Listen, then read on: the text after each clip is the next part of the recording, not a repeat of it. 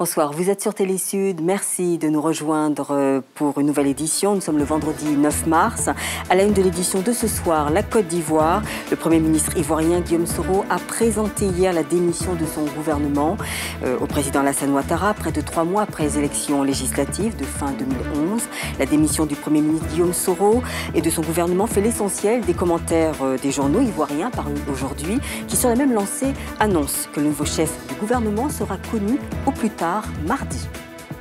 Et nous irons au Somaliland, un État de l'Afrique orientale non reconnu par la communauté internationale. Violences, abus sexuels et violations des droits sont une routine quotidienne dans la vie de nombreuses femmes à Gaïza, capitale du Somaliland, située au nord-ouest de la Somalie, dans la Corne de l'Afrique. Et puis dans cette édition, nous sommes allés à la rencontre d'une femme exceptionnelle, professeure Rose Leké, éminente scientifique au parcours remarquable, chef de département à la faculté de médecine et des sciences biomédicales et directrice du centre biotechnologique de l'université de Yaoundé 1. Ses travaux sur le paludisme en particulier et les maladies infectieuses en général sont reconnus par la communauté scientifique internationale.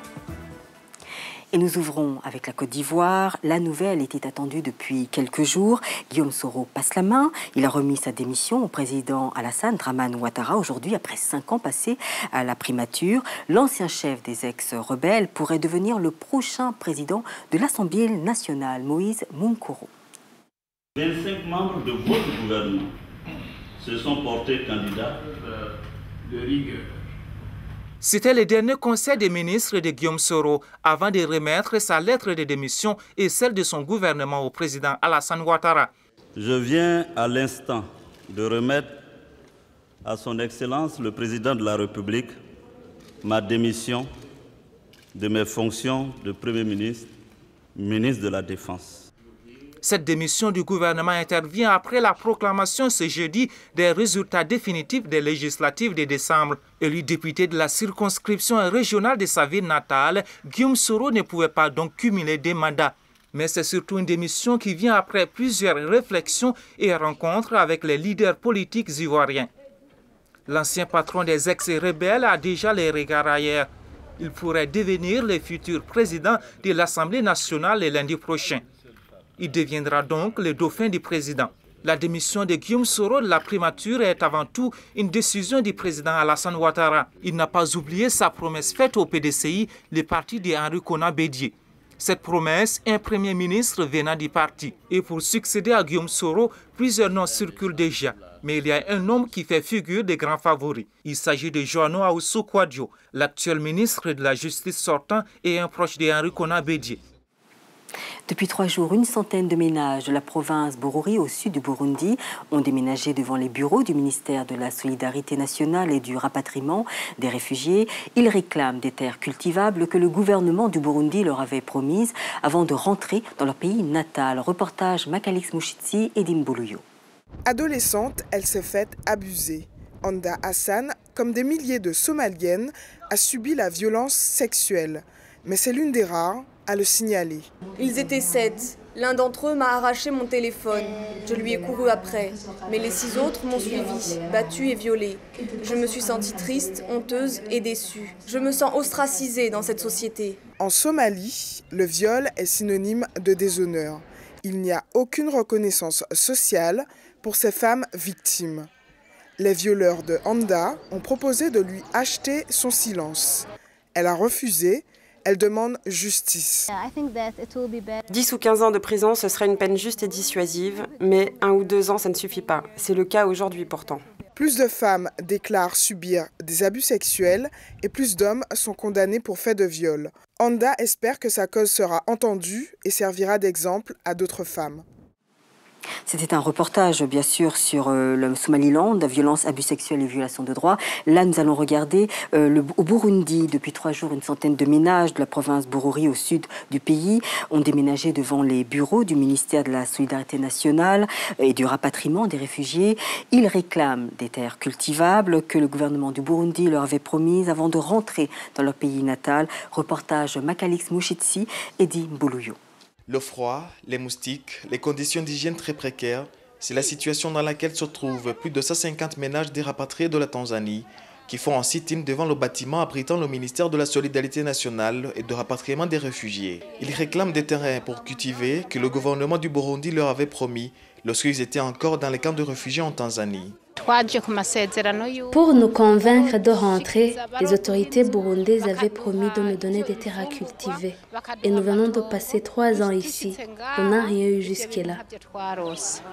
Durant les 3 jours que ces familles viennent de passer devant son ministère, aucune autorité n'est encore venue les voir. Ainsi, ils trouvent que leur question est banalisée et préfèrent retourner vivre en Tanzanie.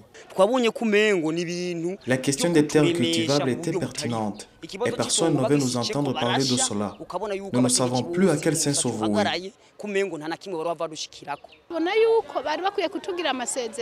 S'ils ne nous donnent pas ces terres, qu'ils nous ramènent en Tanzanie.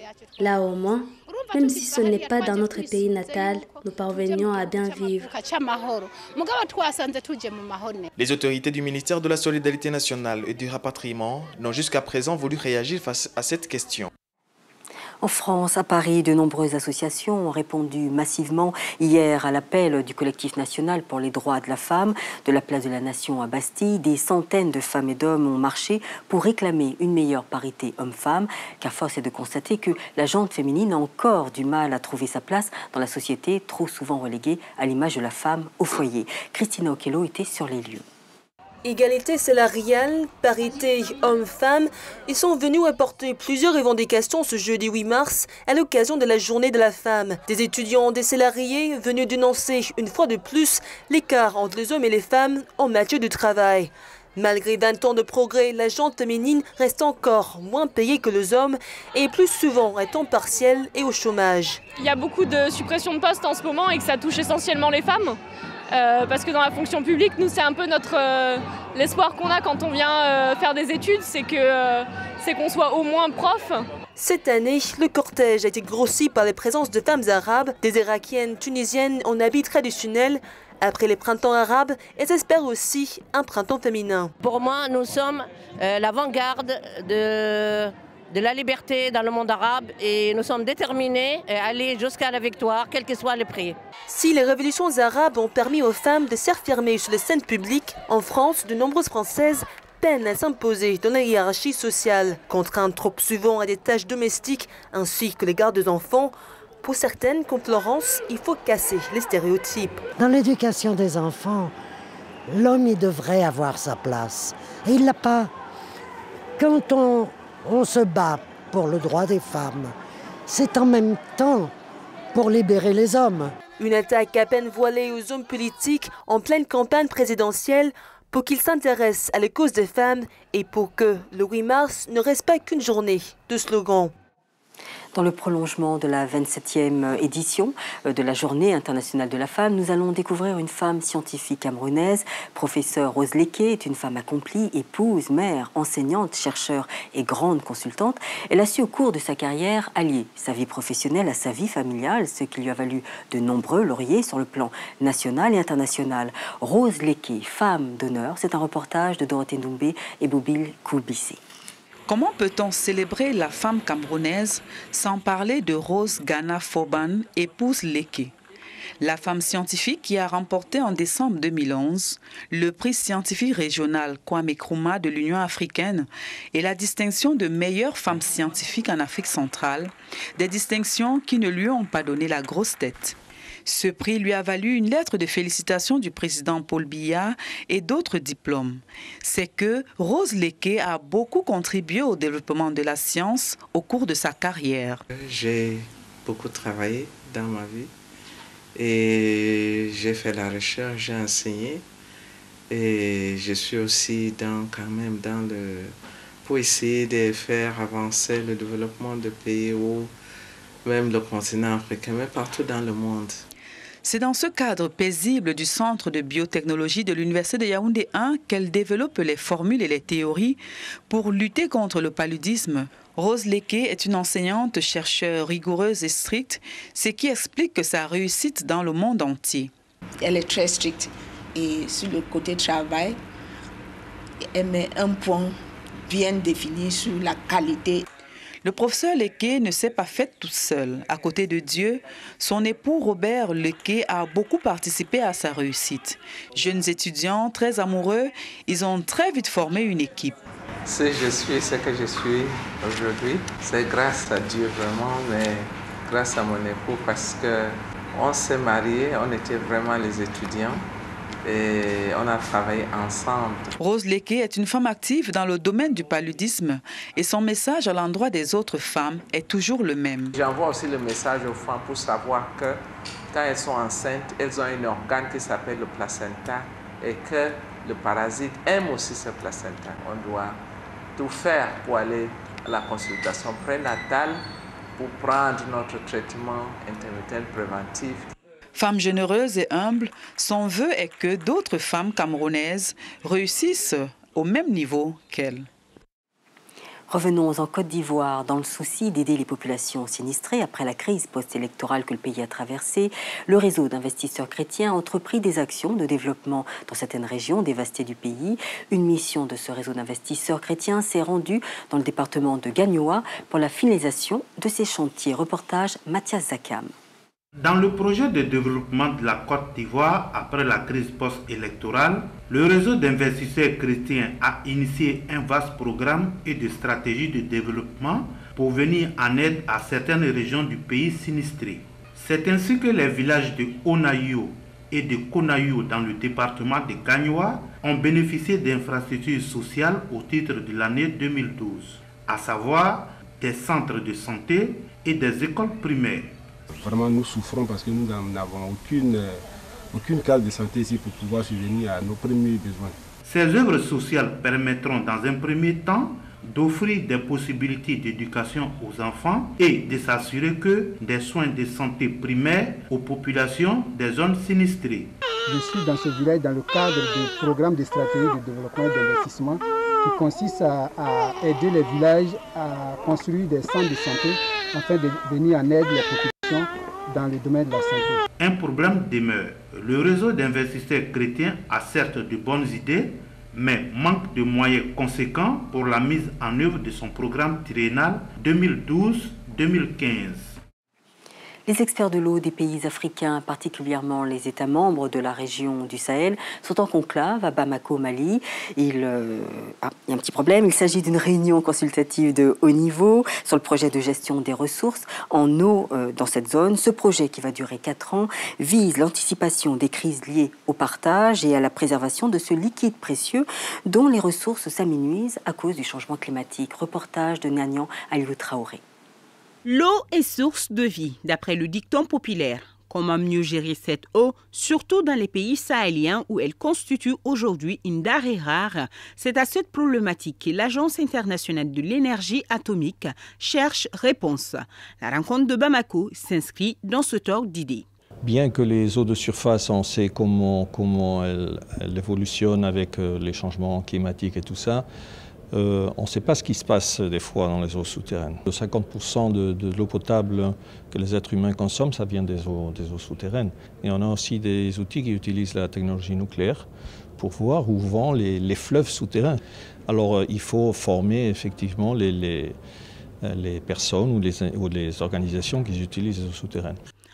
Le projet s'étendra sur 4 ans pour un coût d'exécution de plus de 2 milliards de francs CFA.